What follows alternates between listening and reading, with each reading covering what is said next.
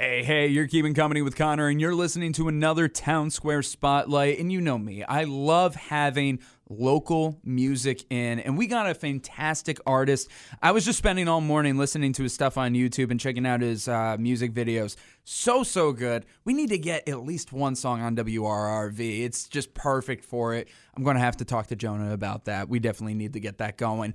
With us today, we have ourselves a Catskill musician and artist. We have Shane Rennison here to promote his latest album. It just came out last month. Really excited to talk to him. Shane, how are you?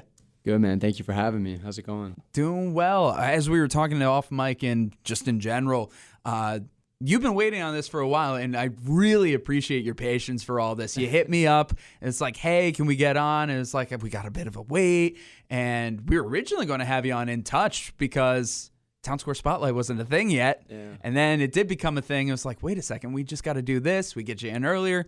Beautiful. So thank you for your patience. Excited to have you in here. And the timing works out really well because you just released your album. Oh, yeah. Long time coming, but finally came out. Finally came out, and that's amazing. The name of the album is Irrational, and there's a title track, Irrational. There's another single that I was checking out before, What You Need to Know. Both of them great songs, great videos.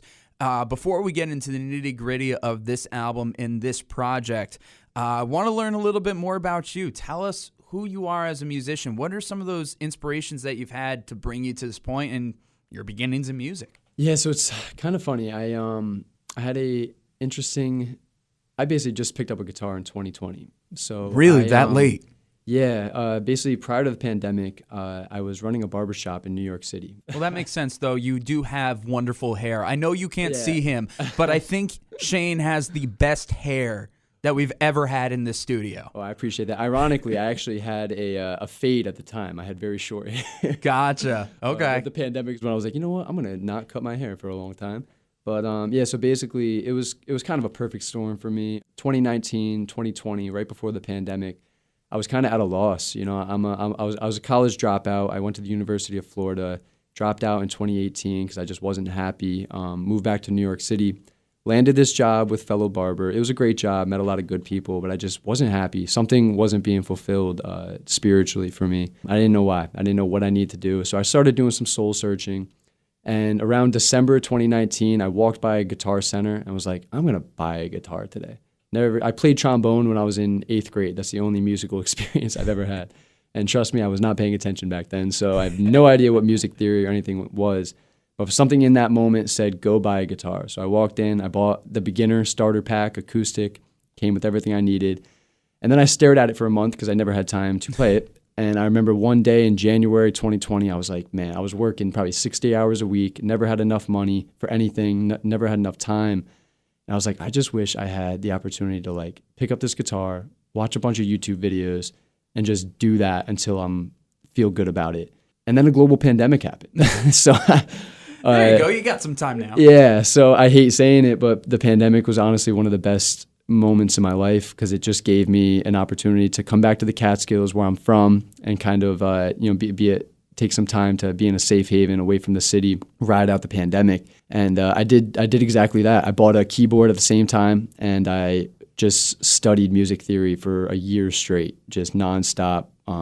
And I eventually started to pick it up. I learned how to sing properly. I learned how to play, learned how to write songs. And eventually I started doing cover songs. And that was kind of how I started. I just started learning some of my favorite songs. And eventually I had enough cover songs. I was like, I could probably just like start playing at places. So 2021, the Russian Mule in Claryville, the Russian Mule Brewery, they gave me my first gig. And it was only because she knew my brother that she let me play there. But they let me play. It was a 3-hour gig. It was the first time they paid me to play music. And it was at that moment I was like, oh, this is it. Like, this is it. Like, I'm going to do this for the rest of my life or as long as I can. And since then, it's really just been that. It's been waking up every day, chipping away a little bit at this thing that I'm trying to do. And I'm at the point now where I love it so much. I understand that it's endless. This journey that I'm on is endless. You know, once you find that creative outlet for yourself, you realize there's just not enough time on earth to develop it as far as you want to go. And that there's beauty in that. You know, it's a constant evolution, a constant growth. And I'm on year 4 of that. and there's a lot of challenges, but I'm really grateful because it's been a long journey. But I'm really grateful to have what I have with it right now. So that's awesome. There really is a beauty to it. As somebody who discovered pretty early on in my life I wanted to do entertainment, it really is an evolution and a journey. And you seem like a quick learner for somebody who picked up the guitar 4 years ago. Yeah. Listening to your stuff, listening to your music, you sound like somebody who's been doing it longer. I appreciate that. Absolutely. There is, honestly, though, there's a little bit of an imposter syndrome because I haven't been doing it for that long. I'm really blessed to have a lot of amazing musicians in my life, collaborators. My producer Julian that puts these songs together is a phenomenal. He's been playing since he was 5. So I'm just always in a room with musicians that are just so good. So it's like no matter how much work I put in, no matter how good people say I am, I don't really see it that way because it's like I'm still so new in my head. I'm so green. So it's a gift and a curse in the way that like I'm never satisfied. So I'm always working to get better. But at the same time, I struggle to give myself any kind of, I don't want to say gratitude. Credit. I don't often appreciate myself as much as I should. And that can kind of be a downfall for me because I just, even for this project, people are congratulating on me. But for me, I wrote these songs 2 years ago now. We finished the music back in January. So my head is in a whole different space of like trying to work on the next thing. Yep. So that's something I've really been trying to work on is to take the time to appreciate the work that I have done up to this point, feel good about it, and move on. But it's tough, man, because I'm always in a room with musicians that are just way better. So it's like... But that's not so much of a problem. And it's funny you say that because that's something I had to learn.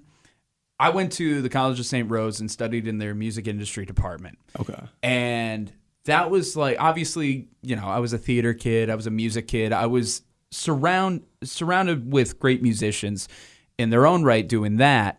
But when you go to like music college and you're surrounded by like really good musicians, I remember the first week I was there, go to an open mic, and I'm listening to all the upperclassmen perform. Oh, man. And daunting. Oh, my God. It was so daunting. I had all of us freshmen that found each other. We're kind of hanging out together, and we're listening to everybody, and we're like, well, I'm just going to rip out my vocal cords. I'm just going to throw out my drumsticks. Maybe try marketing or something. Yeah. Finance. It was so daunting. But then as time went on, you realize it's not so much... You don't need to be the best one in the room. You just got to be able to know how to collab to be able to create the best thing for you. Yeah, and I think asking the right questions. Like Yeah. when you're in a room like that, I mean, that's the way I've started to look at it now. It's like it is a blessing. Like being around those people, like you kind of have to, dial down that voice in your head that's like, oh, I'm never going to be as good as these people, and you really just appreciate the fact that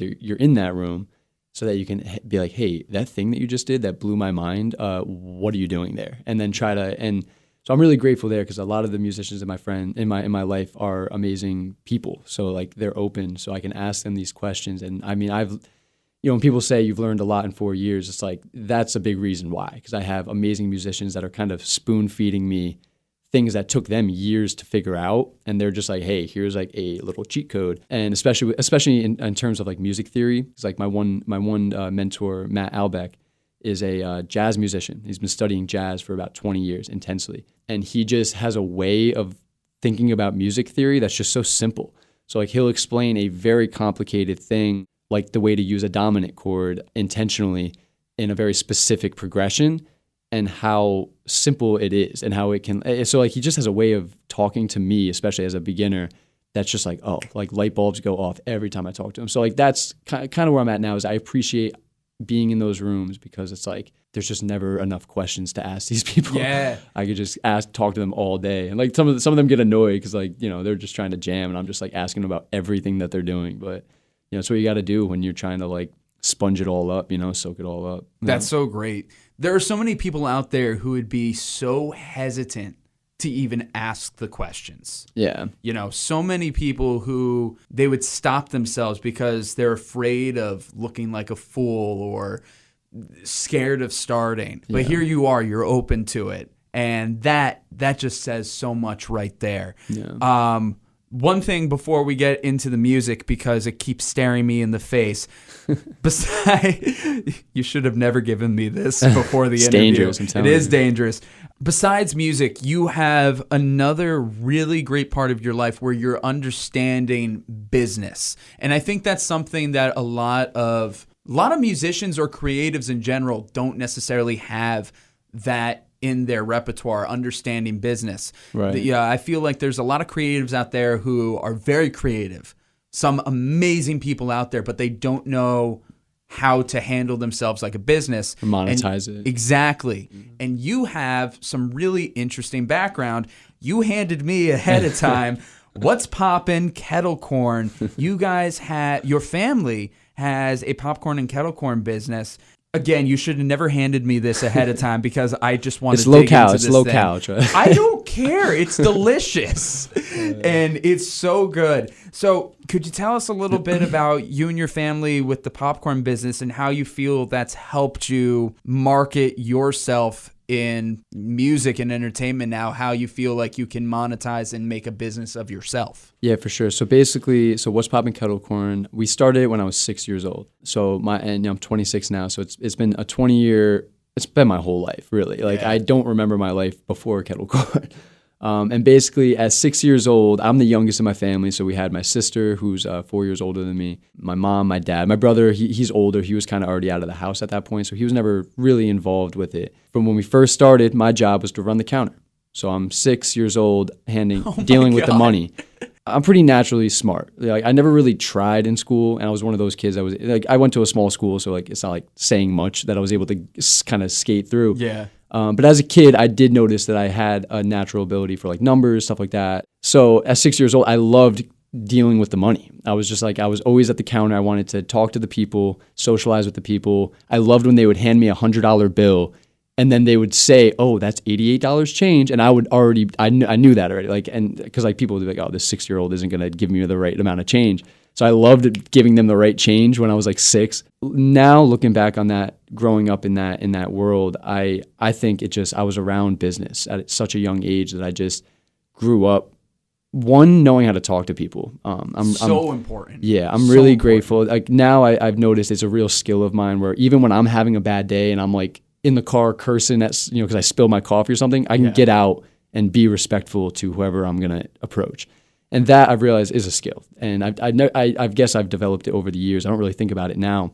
But I meet a lot of people that don't have that, where they might be having a bad day and then they go to Dunkin' Donuts and take it out on the guy that's dealing their coffee. So being able to compartmentalize your emotions and have just a standard amount of respect with everybody you deal with is something I really got from business, from dealing with the kettle corn. And also just in terms of like selling a product. So like the popcorn, it was a product. So it was like, how do we sell it? The branding, all of that stuff kind of went into it. So now that music, I look at my music as a product. Absolutely. Where, my art comes out of me, what I create is a natural thing. But then once it's manifested, once it's out, it's like, how do I package this? How do I package this as a product and then sell it, find an audience for it? So all that kind of comes from that, growing up with the kettle corn, because now I'm seeing my music as a product. I'm trying to monetize it. I'm trying to brand it effectively and get it to the right demographic, all to, kind of build a career out of it, build a sustainable life for it. I'm not trying to get rich and famous. I'm really just want to be able to afford groceries, pay off my student loans. And when people ask me, how do you do that? It's like, oh, music. So it's like, that's what I'm trying to do. And I'm grateful. It's tough, but everything is, right? Yeah, no, everything is. It's just a matter of what do you want to persevere through? What will make it feel fulfilling? Right. Everything's tough, but what can you enjoy doing at the same time and Exactly. be like, yeah, I can wake up in the next day or the next month and the next year. It's like, and feel that fire. Yeah, right? Exactly. And you got that fire, and it is fantastic. So I know we've been holding off on it. I wanted to give all like the background. I want to get into that because I don't know about you. I love the background story. I love what leads somebody to a moment just as much as I love the moment itself.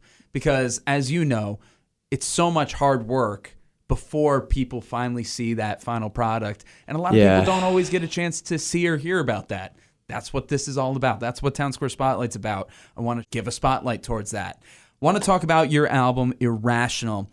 Again, as I said before, I was checking out a few of the songs, a couple of your music videos. I think they're great. I specifically was watching What You Need to Know and Irrational. They're both great. And Irrational in particular, I was like, damn, this got to get on our station. Yeah, I love that song. We need to. So, and you were telling me before we got on the mic, this is the project that you feel like you're really honing in your sound. Can you tell us about this project and what it's meant to you? Whatever aspect you want to get into about it, but like, what is Irrational all about to you? So for me, it started. Me and my producer, Julian Giamo, he's an amazing friend of mine. Back in 2022, I originally approached him. I reached out on Instagram and said, can you give me guitar lessons? Oh, okay. So he started teaching me guitar lessons. Maybe 2 lessons in, he was like, do you write your own songs? And I was like, yeah, I started messing around. So within a month, we were looking at my original music, and he was like, dude, let's produce these, because he's a producer. So we put out a few singles back in 2022, but from day one, before we even put that first single out, him and I were kind of game planning, like, okay, we're going to put out a few singles. We're going to use those singles to see how people react to them. Then we're going to release an EP. And bigger, basically, we're going to start small, get a little bit bigger, and then we're going to hit them with a full album. So this has been 2 years in the making. We put the 2 EPs out last year, 2023, Nice to Meet You EP, and the Live at the Outlier Inn, which is with my live band. But it was all leading up to our quote-unquote debut album. I'm independent, but you can call it a debut album. So we've been planning it for a long time, but basically what it was for me was, can I put a full project together, a cohesive project? Because like for me, in the streaming era, the Spotify era, the art of like creating an album that is seamless, that like one song leads to the next song, which leads to the next song and tells a full story throughout the whole album, it's kind of lost. Like now, Taylor Swift puts a 30-song album out, and you go on Spotify, you could start on like song 13. Like, yeah. And so it's like the artist might try to like create a story that way, but like the consumer isn't necessarily going to listen to it like that. There's very few albums these days that do that. Exactly. Like, very few. I think the only one that I heard recently that's done something like that, Fall Out Boy's "So Much for Stardust" album. Yeah. If you've listened to that. That's one that I recommend 100%. You got to listen to start to finish. You just hit play and like let it go. Yeah. And that for this album, that's what I wanted. I wanted to be able to hit play on song 1, listen to the full album, get to the end, and feel satisfied as a listener. So that was our challenge. So for me, like I said, it was just, can I put this full project together? So we took these 11 songs, we worked on them tirelessly, and got them to a place we felt really, really good about. And then when it came time to get it out, it was still just a matter of like, what is this music? And I was getting, people were saying, oh, it's indie pop, it's pop rock. And then I realized, I was like, is there anything that exists that's called indie pop rock? Because like I see indie pop, I see pop rock, I see indie rock, but I've never seen somebody that's tagged with indie pop rock all in one. So I was like, I think that's what my music is. I think it's indie pop rock. So once I figured that out, we were able to kind of package it a little bit better. What I love with this project, though, one of my favorite aspects of it was the visuals. Because when it came down to get the cover for the album, I didn't know what I wanted to do. But one day I woke up, I was like, grand staircase. I didn't know, I was like, I need a grand staircase. So I started researching, started thinking, and then it dawned on me. As a kid, I used to go to the Vanderbilt Mansion at Hyde Park with my family. We went there all the time, and it's a beautiful, beautiful thing. And in that moment, I was like, I got to call them. So I called the Vanderbilt Mansion and said, hey, I'm a musician. Can I do a photo shoot on the grand staircase? Thinking they would tell me to like F off. And they were just like, yeah, no problem. Pay us money and you can do that. It was a 7 a.m. on a Tuesday in December. I'm changing into a tuxedo outside because you're not allowed to change inside the space. So I'm literally like in my underwear it was probably 25, it was freezing cold. And I'm just outside this stunning complex putting a tuxedo on. And me and my photographer, Mr. Mike Bloom, he's an amazing photographer. We went in there. We had 1 hour in the mansion. Oh, wow. And we just ran around and got so many amazing shots. So when you go check out Irrational on Instagram and even on Spotify, all the canvases and stuff, we use these photos from the Vanderbilt Mansion photo shoot. So it's awesome. So like looking back on it now, I'm so happy. Visually, it came together as well. Because like the music I'm really proud of, but then visually, I wanted them to kind of like coincide visually and the audio. And I'm really happy that we were able to get there. So that's. I'm glad that you brought up Vanderbilt because I was snooping around and I was looking at some of the photos and I was like, That looks a lot like Vanderbilt. Is that Vanderbilt? I'm going to have to ask about that. Dude, it was awesome. So good. That's where I got my prom pictures. Oh, is it? Oh, yeah, outside, not inside, but still. Stunning, man. Like the architect, I'm a nut for architecture. So like the fact that they let us do that is just like, I mean, being a quote unquote musician gets you into a lot of doors, I guess. So I'm really grateful they let us do that because that was just such a special part of the project. And now that I'll put it on Spotify, I'll see the cover. And I'm just like, man, we did it. Like it came together so well. So I'm just really proud of the work. Dude, that's awesome. I'm so happy to hear about that. And the pictures that I've seen, I probably haven't seen them all, probably far from it. But from what I've seen, they are stunning. Oh, so that's awesome. I know I'm biased when I talk about them. No, be biased. You gotta hype yourself up. Yeah. Absolutely. So that's great about the process. That's great about the visuals to it. Let's talk about a couple of the songs specifically, and I want to know what they mean to you. If I got the order correctly, incorrectly, please correct me. I can't speak right now. See, this is what happens when you do too many interviews in one day. I was a good thing you went to radio. So. Yeah, I know. I was like, just. You those do linguistic, those linguistic exercises. Absolutely. Peter Piper picked a peck of pickle pepper. Do that all day. Please correct me if I got the order of the singles wrong. But if I have it correct, What You Need to Know was your first single? Yes. Yep. Could you tell us about that? What is it that people need to know? Yeah. So What You Need to Know, it's a fun one. So basically, that song I wrote about. There's a lot of this in the album, but basically it's all kind of personal experiences of mine with like past relationships or whatever. And there was this one relationship I had with this girl that was, there's one song on the album called Too Beautiful, and that's the best representation. We all know people that like, they're literally just so beautiful that they don't really have to be human. Yeah. They can kind of be mean and vicious and get away with it because they're just pretty. So a lot of my songs try to like unmask that and show that like what's really important is on the inside. So What You Need to Know is basically I'm telling this person that is kind of self-inflated, that is causing a lot of problems in her life on her own right. Like, she's not really seeing that she's the reason that a lot of the things that are happening to her are happening.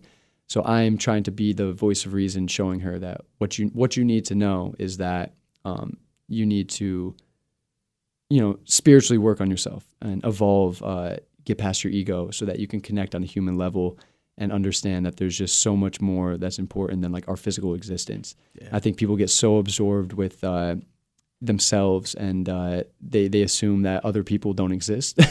They're just kind of they're their own star in their own movie. And I get that. That's just human nature. But at the end of the day, if you're able to get past that, get past your ego and connect with other people and other things on a spiritual level, you'll see that's what's really important. So a lot of my music, the music isn't as obvious. A lot of my work that I do in my personal life, I'm always an advocate for meditation and spiritual development.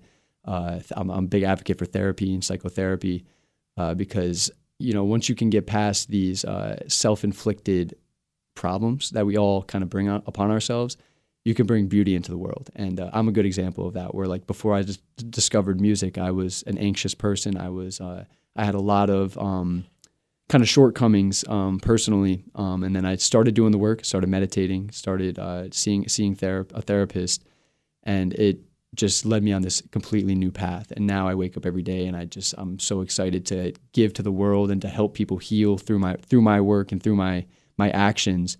And that's because I did that work. So I try to my music I try to use it as a vehicle to like express the underlying message of like love, positivity.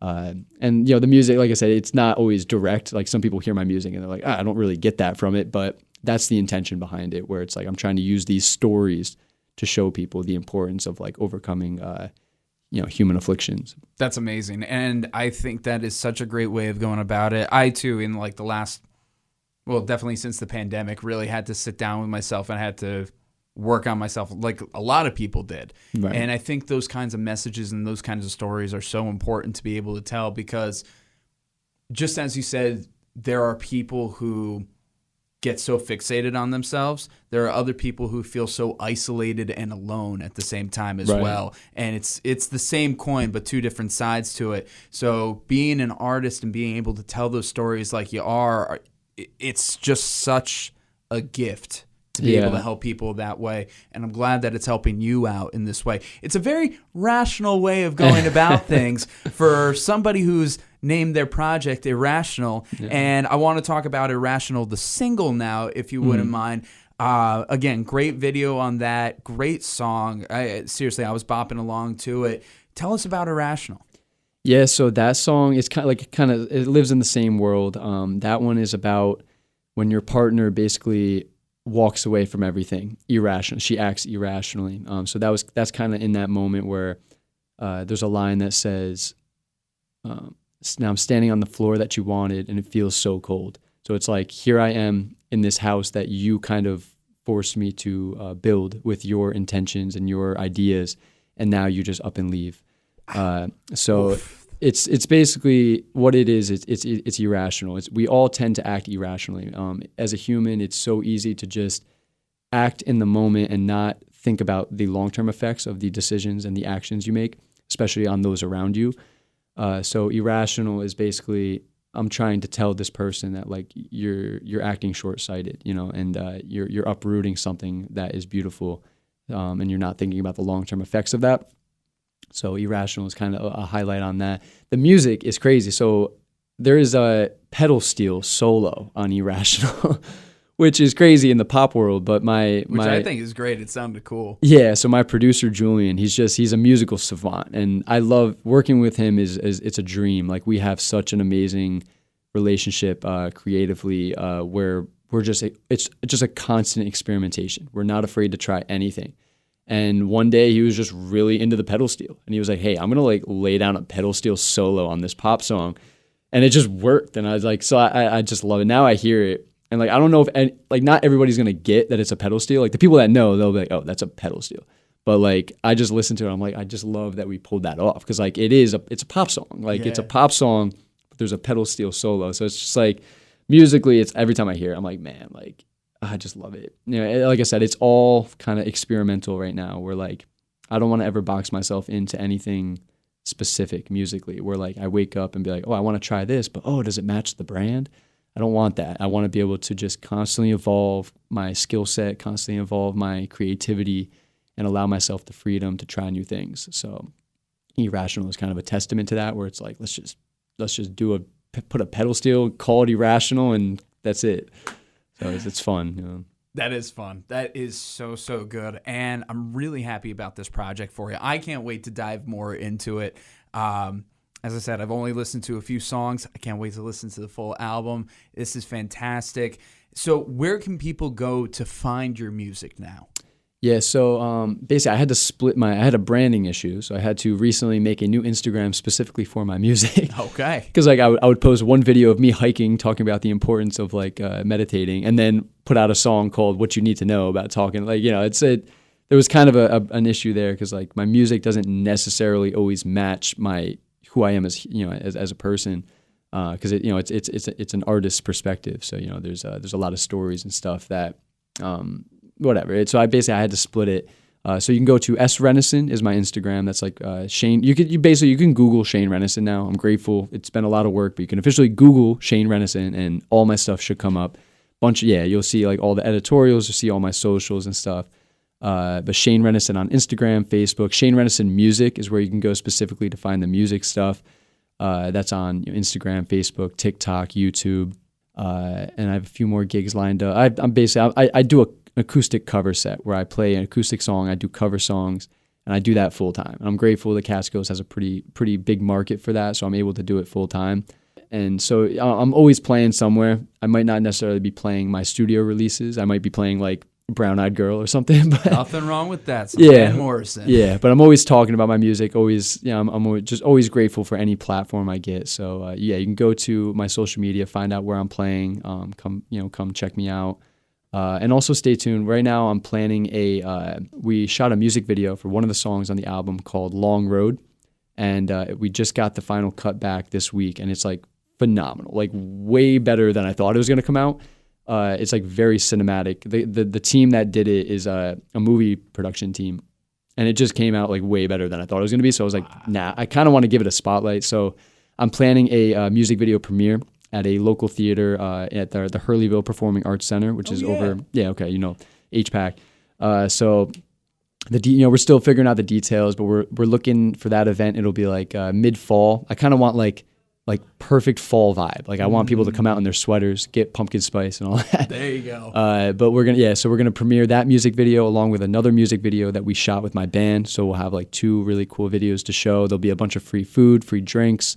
Stay tuned for that. We're gonna, it'll be on my social. I'll be talking all about that over the next few months and stuff as we get that together. Yeah, absolutely.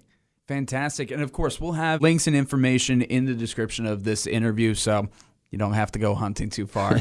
Got it all one place for you. Shane, thank you so much for coming in for this Town Square Spotlight. This has been awesome. I hope it's been worth the wait for you. This has been great. Well, I was going to say, I send so many emails, and anybody in this world creatively, they know you barely hear back from anybody, especially when you're trying to like book gigs and stuff. Mm-hmm. So the fact that I hear back from you is like a blessing. So no worries, man. I know the logistics of things. I figured it would work out. So I'm just grateful to be here. Dude, I got to ask, isn't it nice when somebody responds to you, even when it's a no, just versus just being totally ghosted? Yes, depending on how it's worded. So okay, that's fair. That's fair too. Recently, I played at a place, really nice space. I know the people that owned it. They're wonderful people. I played there when they first opened back in September, and they were trying to figure it out. They were running through a few different managers and stuff. So I reached back out maybe in like February. Just, sent an email, hey, I played there back in September. I'd like to try to book again.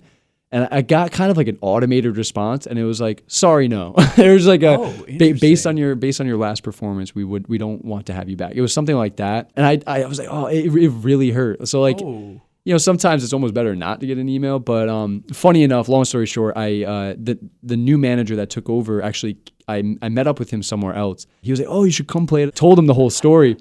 And he's like, oh, he felt so bad. So basically they had, the story was like they had an outside company that was hiring, and they just get inundated with so many people trying to book that they literally had to like spam emails like, sorry, just because they had like a catalog of people that they were trying to get in.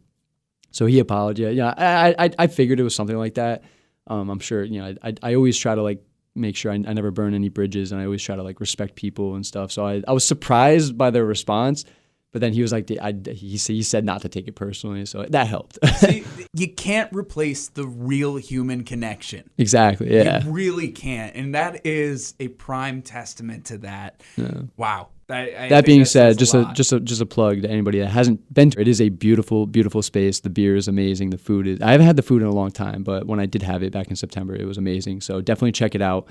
This is not to deter people from going there. This is the shit. They have good people there, and it's a great place. So definitely go check it out. Sweet. No, that sounds fantastic. Shane, before we wrap things up, do you have any last little nugget you want to share with our Hudson Valley listening audience? I'm just really, really grateful to be alive at this point in my life.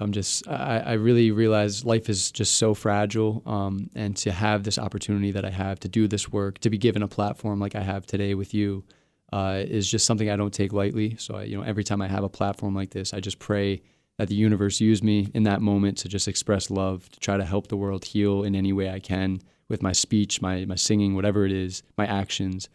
And that's where I am just every day. I just pray for that. So I'm just really grateful to be here, to have this opportunity, and just can't wait to just keep going and see what else I can pull off. Beautiful. You really do seem like you have a lot going for you, and you got a lot together. So seriously, I am expecting and hoping so many good things come your way, Shane. Thank you. Me too. Absolutely. Again, thank you for coming on this Town Square Spotlight. Yeah, thank you. Be well, man.